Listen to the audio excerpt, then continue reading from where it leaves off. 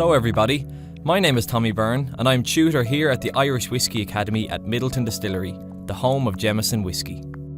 Midleton Distillery is located in the town of Midleton, which is about 25 kilometres east of Cork City in the south of Ireland, and there has been a distillery on this site for almost 200 years. Old Midleton Distillery started producing whisky in 1825, and in 1975 production moved just across the wall to the ultra-modern New Midleton Distillery, where every drop of Jameson whisky has been produced ever since. This is the perfect location for a whisky distillery, as we are surrounded by most of the necessary raw materials. As you can see, the Dungorney River flows right alongside the site, and this provides us with a constant source of quality water. Many of the local farmers grow the barley which we use, with some of that barley later being converted into malted barley. As the Irish climate is not suited to growing distillery grade maize, all of the maize we use is sourced from southern France, where the growing conditions are perfect. In Ireland, there are 4 key styles of Irish whisky produced. We have a traditional Irish style called pot still whisky, which is made from barley and malted barley and distilled in traditional copper pot stills. In contrast, malt whisky is produced 100% from malted barley, but is also distilled in traditional pot stills. A slightly more modern style called grain whisky is made typically from maize and malted barley and is then distilled in column stills. The final key style, blended whisky, is essentially a mixture of 2 or more of the above. Jameson whisky is blended whisky, a blend of pot still and grain whisky, both triple distilled in the Irish tradition, with the triple distillation providing smoothness. Let's now take a closer look at the craft of our whisky production.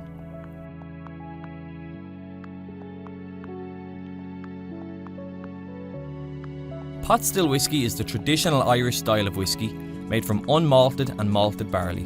We will start by looking at unmalted barley. Barley is a member of the grass family found all over the world, and here at Midleton Distillery we produce our whiskies using 2-row spring barley, with 2-row signifying the fact the grains grow in 2 rows on the stalk. Farmers in Ireland will typically plant 2 crops of barley per annum. We do not use the winter crop for whisky production, as it does not provide a good enough yield. Instead, we only use the spring crop, which is planted in early spring, grows throughout the summer and is then ready for harvest in early autumn. We source barley in Ireland, much of it from local farmers growing it on this part of the island, and we purchase barley from grain merchants. Barley in the field will be naturally 19 or 20% moisture. It cannot be stored like this, as there is a risk of disease, insect infestation and mould. Instead, the merchant will dry the grain down to 12 or 13% moisture, and it can then be stored for up to a year, and the merchant will then deliver to the distillery as required. This barley is referred to as unmalted barley in the industry, and it is an essential ingredient of pot still whisky. It is naturally full of starch, and as a result is quite hard and has very little taste at this stage, but in the final whisky it will provide a lovely silky texture on the palate, alongside some nice fruity spice. Unmalted barley is one essential ingredient of pot still whisky, the other being malted barley. The malting process is a preliminary stage in whisky production, as it creates the key raw material, malted barley. Before the malting process begins, a wash screw is used to clean the barley and remove any dead grains, dirt or rubble. The first true stage of malting is steeping, where we raise the moisture content of the barley. The grain is submerged in a water tank with oxygen bubbled through in order to circulate it. The barley will go through a number of cycles of being underwater, then drained, and left to respire whilst carbon dioxide is vented off, and over the course of 42 hours, the moisture content of the barley will be gradually raised to 45%. This triggers a natural response in the grain to grow, and it is then ready for the next stage, germination. For the germination stage, the steeped grain is now sent to a circular room called a germination vessel, where it is spread evenly on the floor. Moist air is pumped into this vessel in order to replicate spring conditions and encourage growth.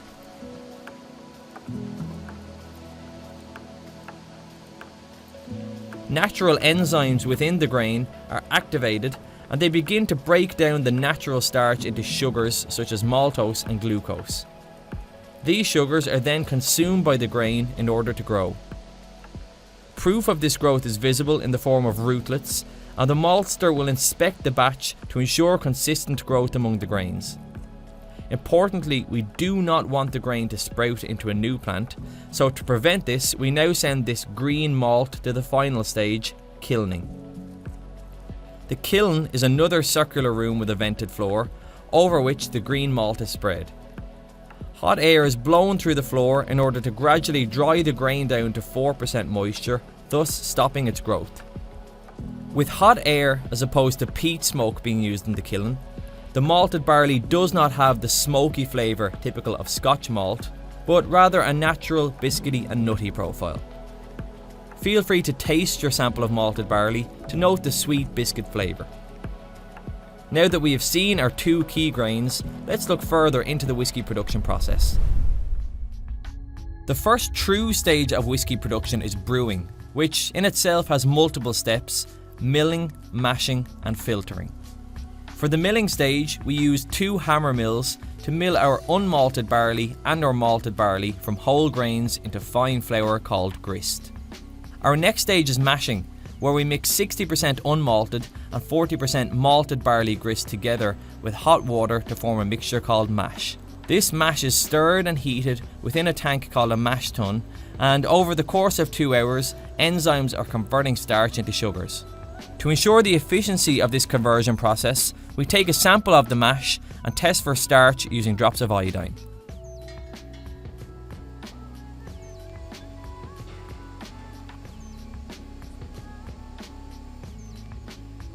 If the iodine test were to show a navy colour, that would indicate the presence of starch.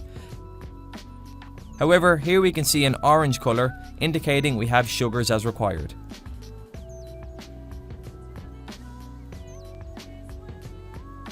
We are now ready for the next step, mash filtering. Mash filtering is the process we use in Midleton Distillery to remove the solids from the mash. The mash filter is composed of metal plates with internal chambers containing a porous membrane into which the mass is pumped under pressure. The sugary wort passes through the porous membrane and is collected in a storage vessel. The solids, which cannot pass through the membrane, are collected as draff, which is later sold to local farmers as animal feed. For the next stage, yeast is added to the sugary wort in one of these stainless steel fermenters in order to create alcohol and essential flavour compounds.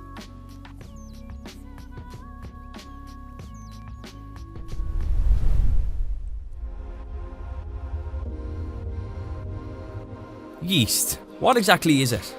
Well, the first thing to say is that yeast is a living thing, an incredibly small living thing, just 3 to 4 microns across in fact, and it's found all over the world.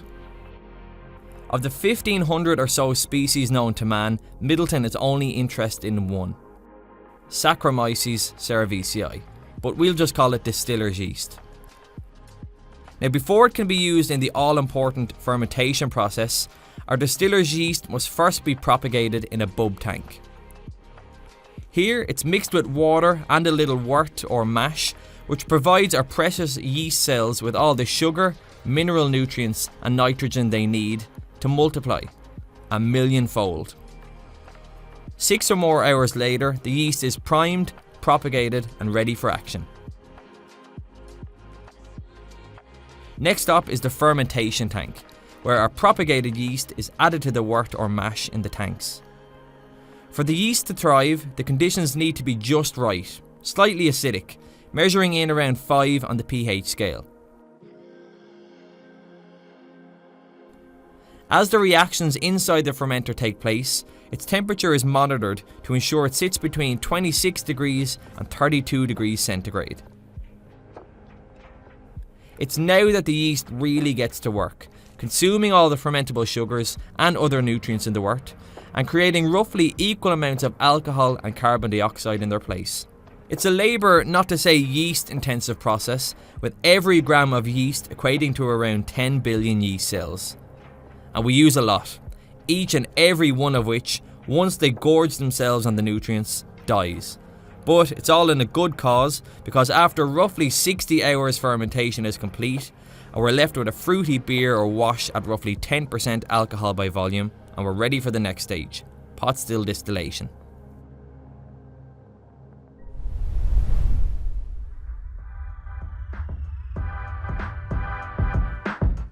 The Garden Still House at Middleton Distillery is home to the world's largest working copper pot stills.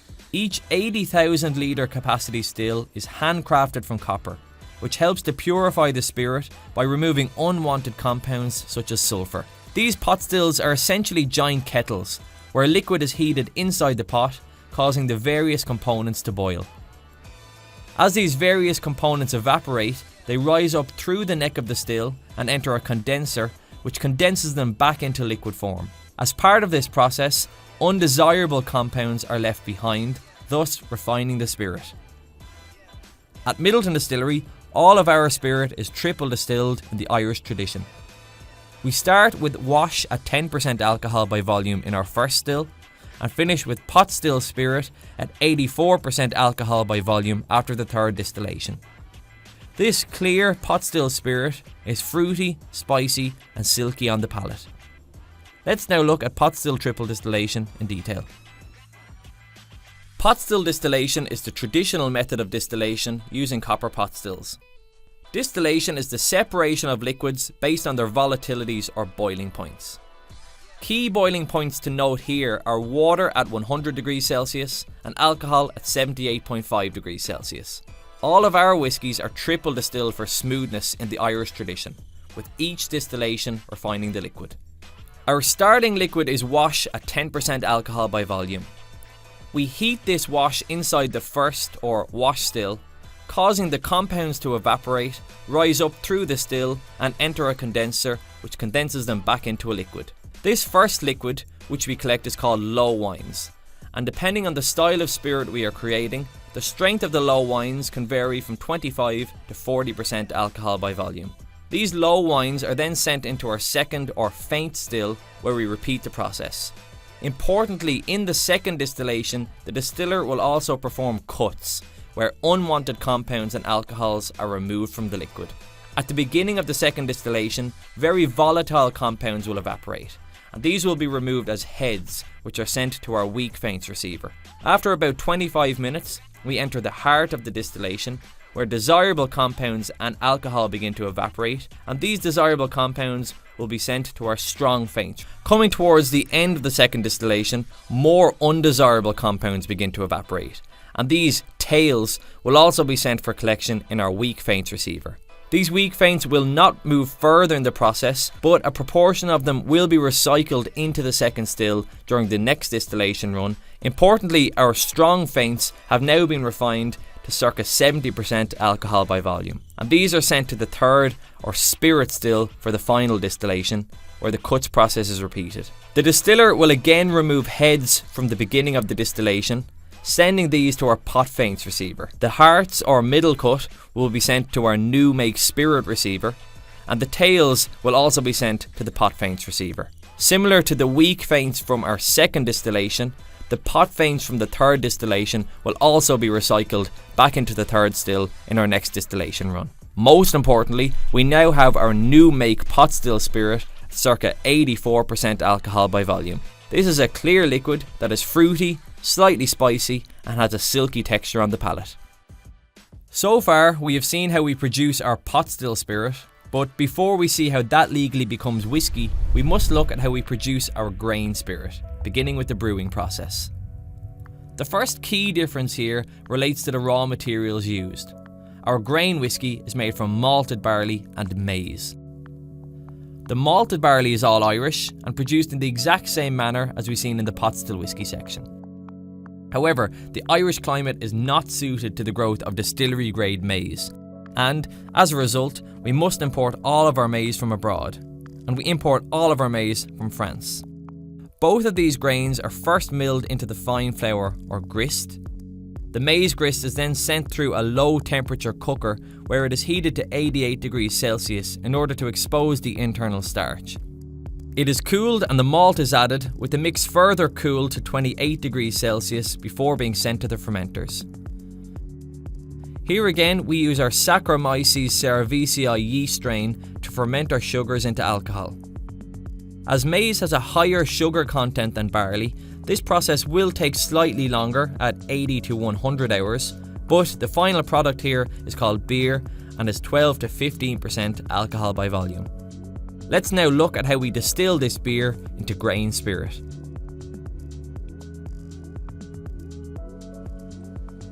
All grain spirit at Midleton Distillery starts off life as a beer made from malted barley and maize, with that beer then triple distilled in column stills. These are tall stainless steel columns which are divided internally by a series of trays interconnected by pipes which allow the liquid to flow down through the column. Steam is introduced at the bottom of the still, rising through small perforations in each tray, causing a mini distillation on each and carrying the alcohol upwards and out of the still where it is condensed into a liquid. After triple distillation on our column stills, we have light, delicate grain spirit at 94.5% alcohol. Up to this stage, we have now seen how we produce both our pot still spirit and our grain spirit. Our pot still spirit has been triple distilled in traditional copper pot stills to circa 84% alcohol by volume. As a result, it is quite fruity, slightly spicy, and has a nice silky texture on the palate, and it is suitable for filling into all of the various cask types which we'll see later. Our grain spirit has been triple distilled in column stills to circa 94.5% alcohol by volume, and as a result, it is light, delicate and floral, and is generally only filled into the bourbon barrels, which we'll soon see. Now let's see how our spirit will legally become whiskey through the maturation process. Now that we have distilled our spirit, Irish law stipulates that we must mature that spirit in a wooden cask for a minimum of 3 years before we can legally call it a whiskey. In Scotland, which has a similar climate to Ireland, there is also a 3-year minimum maturation period for whiskey. However, in the United States, for example, there is a minimum 2-year maturation for bourbon whiskey, reflecting the different climate there. It is worth noting that whilst there is a minimum 3-year maturation in Ireland, all whiskies in the Jameson range are matured for longer than this period.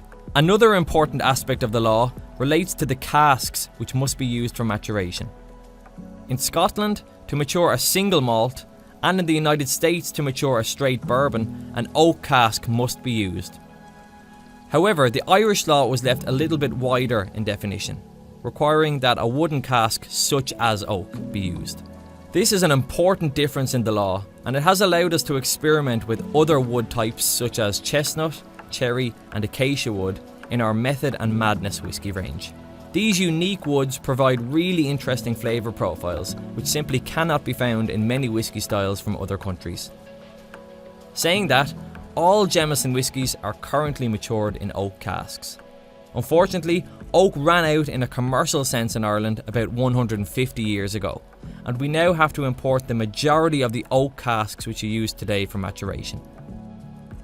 The majority of the casks are either ex-bourbon barrels from the United States or Spanish sherry butts, and we will see the unique flavour profiles which these casks provide in the tasting later on.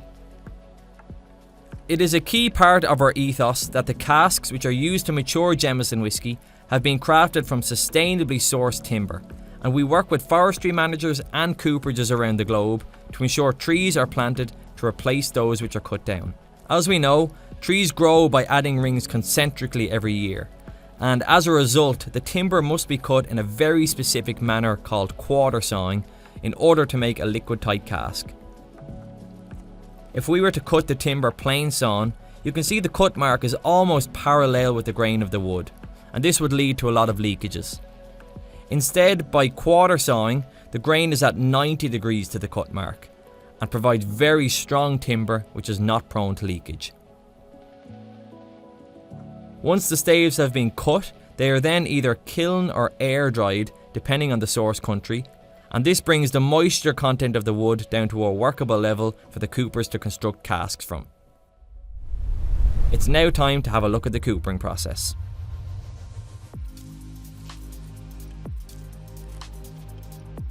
Welcome to the cooperage at Middleton Distillery, where the ancient art of coopering is still alive and well. Our coopers play a key role in the whisky making process, as all casks arriving at the distillery must pass inspection under the trained eye of a cooper to ensure they are liquid tight before being filled.